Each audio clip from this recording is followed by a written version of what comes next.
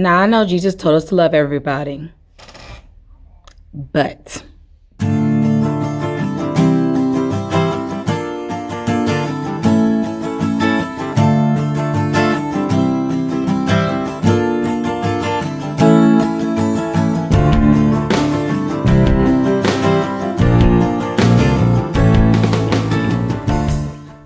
hey everyone. Okay, so when I was younger, I think this may have happened to me one time, maybe two or three, but I really can't remember a lot of times this happening. But when I was younger, a few times someone would tell me, hey, I'm going to give you some money and go in there and get whatever you want.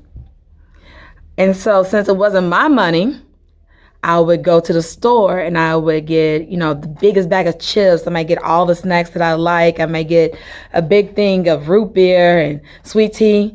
I wasn't so concerned with how much I was going to spend because it wasn't my money. But there came a day, even as a young child, where I became very conscious of what was my money. Because if it was my money, I'm not going to spend it all. I'm going to save a little bit of it. I'm going to reserve. I'm a little bit more stingy with what belonged to me rather than with what belonged to somebody else. See, in the Bible, Jesus tells us throughout all the Gospels, and even in 1 John, John, the disciple of Jesus, repeats these words to love everybody. Jesus said that the first commandment was to love the Lord with all your heart, your mind, your soul, and your strength. And then he says the second one is to love your neighbor as yourself. The issue is everybody don't do right to receive the love that I love myself with. In fact, the reason why I have to be so guarded with loving myself is because some people don't love me the way I need to be loved.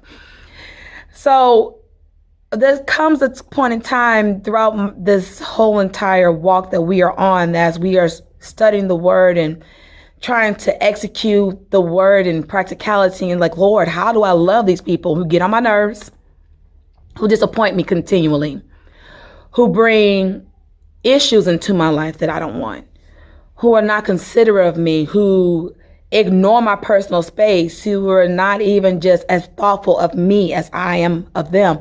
Lord, how do I love them? Because if y'all depend on the love of Mia, I know y'all, there are some super saints out there. I know there are some people out there who probably treat people better than me, but the love of Mia would cut you off. Like Toby said, try Jesus, don't try me.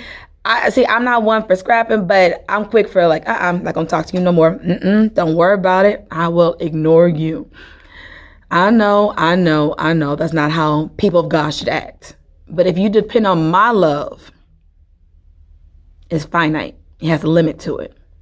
If you depend on my love, the minute you start irritating me, my love might change.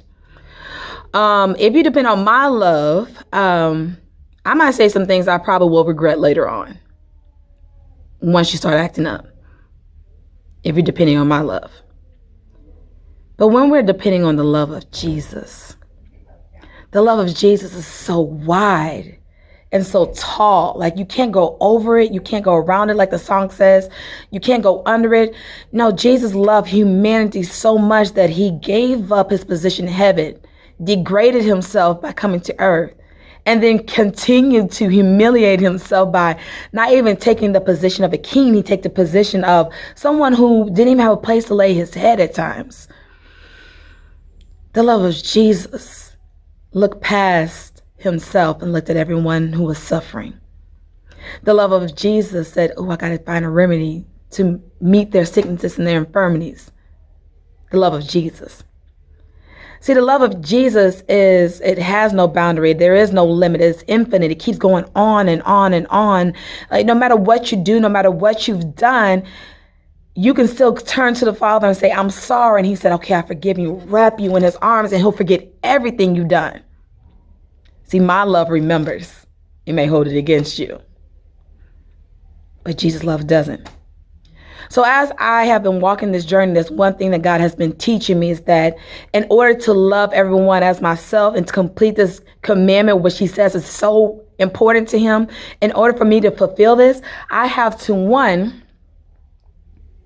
depend on his love. I have to go to him for his love.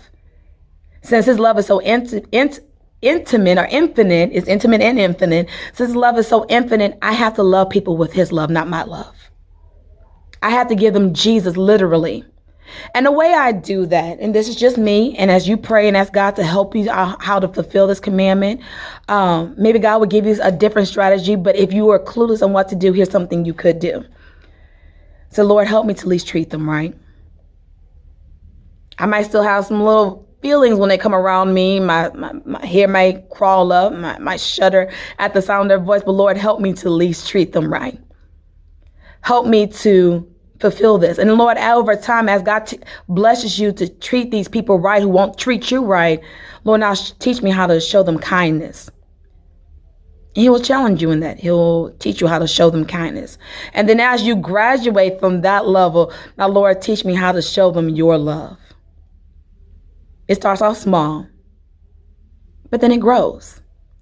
So on today, if you're challenged with somebody in your space who is either not a Christian or proclaiming Christ and not acting like him, I want to encourage you not to depend on your love, but depend on Jesus. Go to him. Let him pour into you. So that love that you need to give out is not your love, because it will fail, that you'll give out his love. I know that it's hard, but through Christ, you can do it. I pray you've been blessed.